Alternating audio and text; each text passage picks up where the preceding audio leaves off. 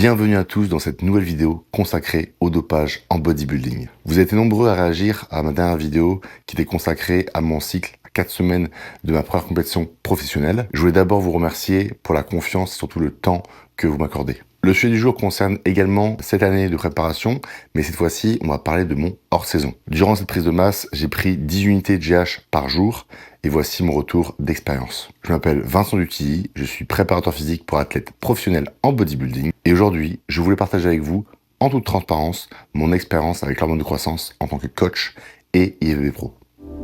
Passion, action, noble intention creates progress.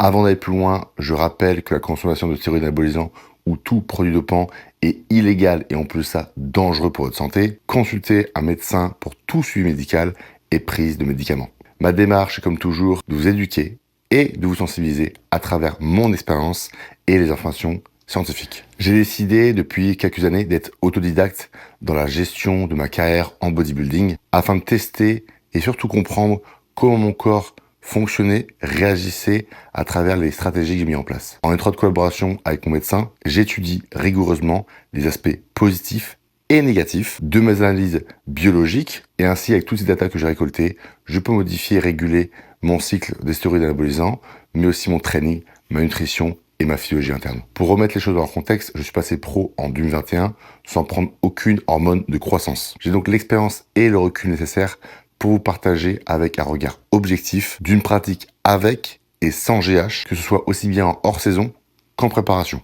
À la suite de mon passage chez les pros et de mon ascension en tant que coach professionnel, j'ai pu me permettre d'allouer une partie de mon budget destiné à la base à la chimie directement pour l'hormone de croissance. Je mets volontairement en avant l'aspect financier ici, car la grande majorité des athlètes qui ont recours à la GH sacrifient malheureusement d'autres composantes de leur vie au quotidien, notamment ce qui touche à la vie sociale, comme les restaurants entre amis ou les sorties en famille, et d'autres vont même jusqu'à s'endetter pour payer quelques unités d'hormone de croissance. Ça ne doit et ne devrait jamais être le cas. Et ce, quelle que soit votre ambition sportive. L'ajout d'hormone de croissance doit juste être un plus que vous pouvez complètement assumer. Si cela vous impose à renoncer à des vacances ou même de payer votre coach, alors il est donc judicieux de s'abstenir de prendre de l'hormone de croissance et continuer de progresser sans GH. J'ai démarré avec 5 unités de GH génériques par jour. En premier lieu, c'est assez léger, mais je dirais que j'ai un sommeil de meilleure qualité. Même si pour ma part, j'ai jamais eu trop de problèmes avec le sommeil, mais j'ai pu observer quand même que je dormais un peu plus profondément. Paradoxalement, ma composition corporelle ne s'est pas vraiment améliorée,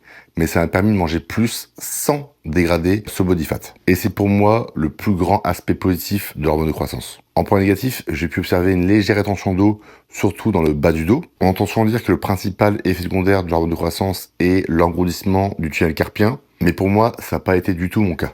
Depuis maintenant quasiment 2 ans, je suis arrivé au Canada. J'ai choisi de monter progressivement mon utilisation d'hormones de croissance jusqu'à arriver à 10 unités de GH générique par jour. Et ça, en hors-saison. Comme toujours, je suis curieux, donc je voulais voir de mon propre gré s'il y avait un quelconque effet positif et négatif à cela. Et c'est vrai, pendant cette hors-saison, j'ai fait des gains considérables. Néanmoins, mon environnement était complètement différent ces 2 dernières années. Je suis dans une des meilleures salles du monde, j'ai moins de problématiques articulaires et mon niveau de connaissance et de compréhension au niveau de la physiologie interne, de la nutrition et de la chimie en général s'est amélioré. Et en plus de ça, c'était la première fois que j'ai utilisé de l'insuline dans mon cycle. Je profite de la mention sur l'hormone qui est l'insuline pour vous encourager à vous instruire sur ce sujet. Et pour vous aider dans cette démarche, j'aborde en détail dans mon ebook qui est disponible en description, Myths and Tricks. Un chapitre est consacré entièrement à son utilisation et avec le lien qu'elle a avec la GH. Revenons sur les points négatifs. À 10 unités de GH par jour, le bas du dos est devenu un réel facteur limitant,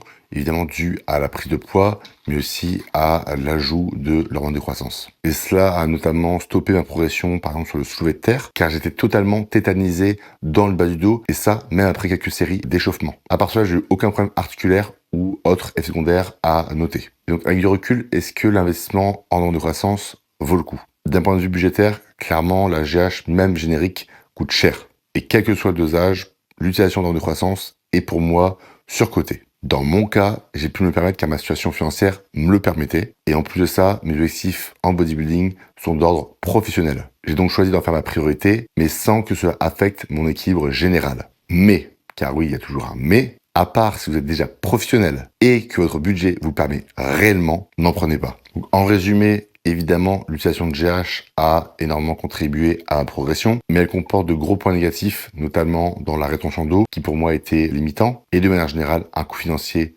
très, voire trop important. C'est pour ça qu'il est essentiel de prendre du recul pour pouvoir peser le pour et le contre, ainsi que d'être suivi par un professionnel de santé avant de choisir quoi que ce soit. C'est tout pour aujourd'hui, et c'est déjà pas mal. J'espère que cette vidéo vous a plu et qu'elle vous a donné envie de vous abonner si ce n'est pas déjà le cas. Partagez avec nous en commentaire votre expérience sur l'hormone de croissance, quels ont été les effets positifs et négatifs que vous avez pu ressentir. Et comme toujours, vous pouvez me poser toutes les questions directement en commentaire. Prenez soin de vous et n'oubliez pas, tout ce que nous avons à décider, c'est que faire du temps qui nous est imparti.